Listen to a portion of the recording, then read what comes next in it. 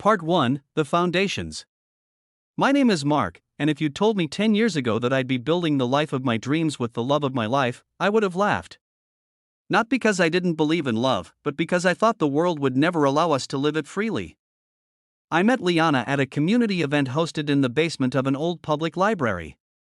She was leading a discussion on local outreach programs for at-risk youth, and I was there out of obligation, representing my firm's social responsibility wing. But the moment she started speaking with that fire in her voice and a passion that made everyone sit up straighter, I forgot why I was even there. Her confidence was magnetic. Her ideas, radical. She wasn't afraid to challenge norms, especially the unspoken rules of our conservative town. I, on the other hand, had always been the guy who followed the rules. I wore suits even when I didn't need to. I worked in finance. I dated women my family approved of. I never asked too many questions until I met Liana. Our first conversation lasted hours. She challenged my views on class, privilege, and purpose. I told her she was idealistic.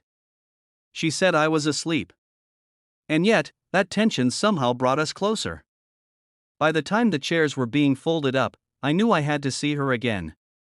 Liana came from a working-class family of immigrants who struggled their whole lives to build stability. She had scars, both visible and invisible, from years of navigating judgment, poverty, and systemic bias. But she wore those scars like armor. To her, love was about partnership, about standing back to back against the world. I fell fast. So did she. But when we announced we were dating, the reactions were cold, brutal even. My parents thought she was too different. They never said it outright, but their tone betrayed them. Liana was too independent, too outspoken, too unwilling to play the role they expected from a future daughter-in-law. Her friends weren't thrilled either. "You really think he understands your world?" one of them asked. "Finance bro turned woke overnight?" We laughed about it, at first. But the laughter faded when the judgment kept coming. Despite everything, we moved in together 6 months later. We found a tiny apartment above a bakery that always smelled like warm cinnamon rolls. We'd lie on the floor at night, dreaming about our future, about the house we'd buy, the kids we'd raise, the Sunday breakfasts filled with music and stories. Our dream was simple: love, stability, and a family built on truth and respect. But the world around us didn't share that simplicity. Every holiday gathering with my family was a test. Every time she introduced me to someone from her circle, I felt the weight of being the outsider. Even within ourselves, we had doubts. Were we too different? Was love enough? But each night, when she curled up next to me, when our fingers intertwined beneath the covers, I knew we were building something sacred. Something real. And that was worth fighting for. We didn't have all the answers, but we had each other and a vision for the family we wanted to create. And that was more than enough to begin. Part 2: Rising Tensions. When Liana and I decided to get married, we did it our way. No cathedral. No white dress and choir. We held a small outdoor ceremony in the middle of an orchard, surrounded by a few friends who truly understood us. She wore a deep green dress that caught the sunlight, and I ditched the tie completely. We wrote our own vows. Mine were trembling and raw. Hers made everyone cry.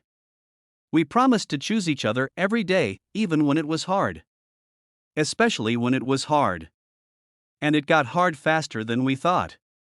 We had barely returned from our modest honeymoon in the mountains when we faced our first real test: money. I'd been laid off without warning, my company downsized overnight. Our savings, which were supposed to be the down payment on our first home, suddenly had a new purpose: survival. Liana's community nonprofit barely paid enough to cover rent. She offered to pick up extra freelance work, tutoring underprivileged kids and consulting for grassroots campaigns. I started driving part-time for a delivery service and applying to every job I could find. We had moments when the stress made us snap at each other. One night, exhausted and defeated after a rejection email, I shouted at her for not supporting me more emotionally. She went silent. Then she calmly reminded me that she was holding our world together while I searched for pieces of myself. I apologized. Deeply. And she forgave me, because she always did when it mattered. Eventually, I landed a position at a smaller financial firm that valued community engagement. It paid less, but it aligned more with who I was becoming. That shift helped, not just with money, but with us. We were finding our rhythm again. Then came the decision to have children. We both wanted them desperately. But as we sat across from each other one evening, sipping coffee in mismatched mugs, she confessed something I didn't expect: "I'm terrified to bring a child into a world that still sees us as a mismatch." It broke me to hear that. And yet, I understood. From the outside, we looked like a ticking bomb of cultural and ideological tension. We still received side eyes when we walked into restaurants in certain neighborhoods. My family never stopped sending subtle messages: "When are you going to find someone more aligned with your future?" Even after marriage. We started therapy. Not because our love was failing, but because we wanted it to survive the storm. Those sessions unearthed wounds neither of us knew we were carrying: her fear of abandonment, my fear of disappointing the people who raised me.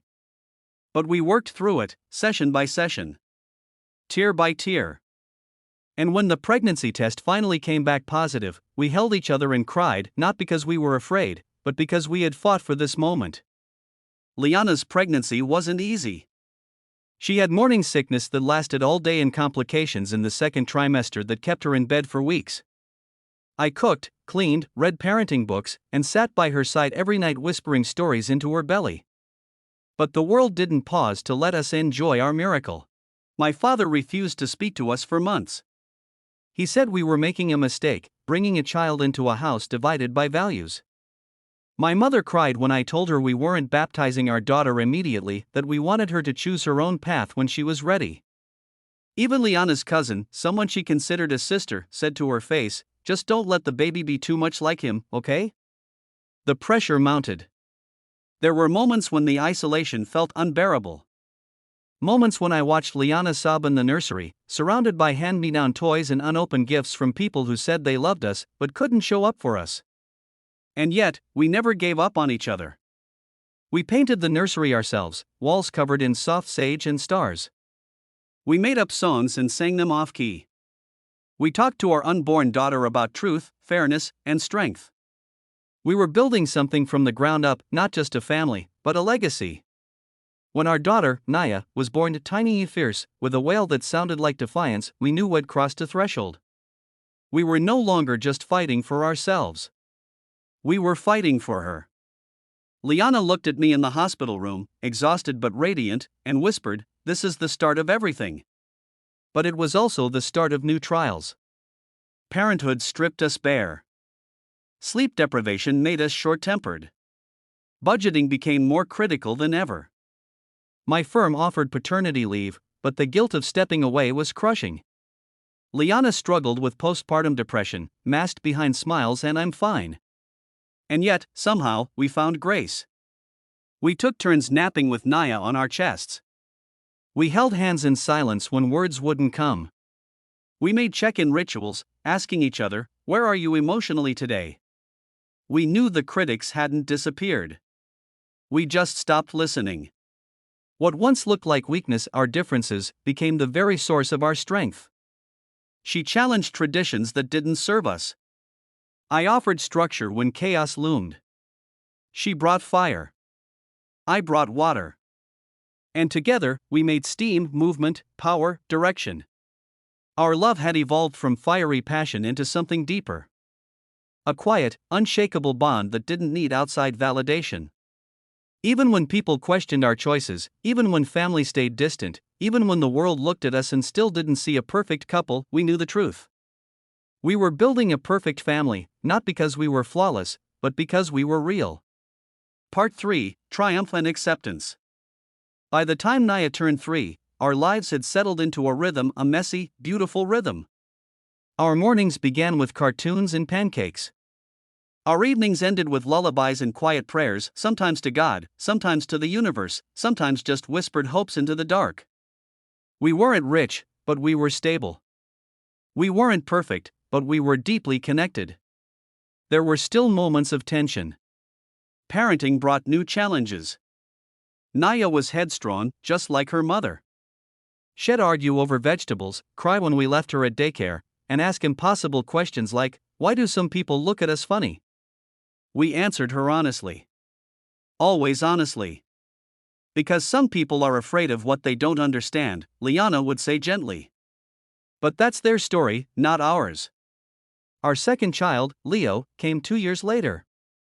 His arrival was smoother, calmer. We were wiser now. More patient. Our bond, stronger than ever, carried us through the long nights and diaper explosions. One day, while Naya was painting stick figures of our family on the kitchen wall with washable markers, I looked at Liana across the room. She was swaying with Leo in her arms, whispering a lullaby that her grandmother used to sing in a language I didn't speak but had grown to love. That's when I felt it, peace. The world hadn't stopped judging. But we had stopped caring. In fact, something unexpected began to happen. My father, after years of silence and bitterness, showed up unannounced at our door one Saturday morning with a toy truck and a stiff apology. "I was wrong," he said quietly. "About everything." He had met Naya once at a family gathering and had seen something he couldn't unsee: her eyes, her laugh, the way she hugged him with wild innocence. Children have a way of dissolving prejudice, layer by layer. Liana didn't forgive him overnight, but she let him in. Slowly. Carefully.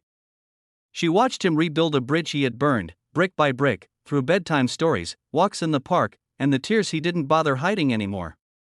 Her own cousin, the one who warned her against me, sent a long letter after seeing one of Liana's social media posts, a picture of us in matching aprons, baking cookies with Naya. It simply said, "You proved me wrong. I'm proud of you." And our community? That changed, too. People began to notice us not for how we didn't fit but for how fiercely we loved. Parents at school asked us for advice. A young couple we mentored said we gave them hope. Liana started hosting parenting circles at the library where we first met. I joined a local fatherhood initiative focused on empathy, equity, and healing. One day, during a spring picnic in the park, surrounded by friends and their kids running wild through the grass, Liana took my hand and whispered, "This is it. This is the dream, Mark." And it was. Not the picture-perfect fantasy the world sells, but a real, hard-earned joy. A family forged through friction and grace. A home full of music, mismatched furniture, and laughter that echoed into the night. We still had hard days, tantrums, missed bills, moments of exhaustion so deep we barely spoke, but we faced them as a team. No masks. No shame. Just us. And our kids grew up knowing that love wasn't about sameness. It was about showing up, again and again, especially when it's difficult. They knew that a perfect family isn't one that looks flawless in photos. It's one that fights for each other in private. It's one where truth is safe, apologies are sacred, and differences are celebrated. Looking back now, I don't resent the criticism we faced. It shaped us. It sharpened our edges and clarified our values. It made us protect our peace fiercely and love each other with eyes wide open. If someone asks me today what makes our family perfect, I say this: we chose each other every single day, even when the world told us not to. We made mistakes, and we made amends. We loved loudly, lived honestly, and never let outside noise drown out our truth. And that is more than enough. Thank you for watching this journey of love, resilience, and family. Subscribe so you don't miss our future stories.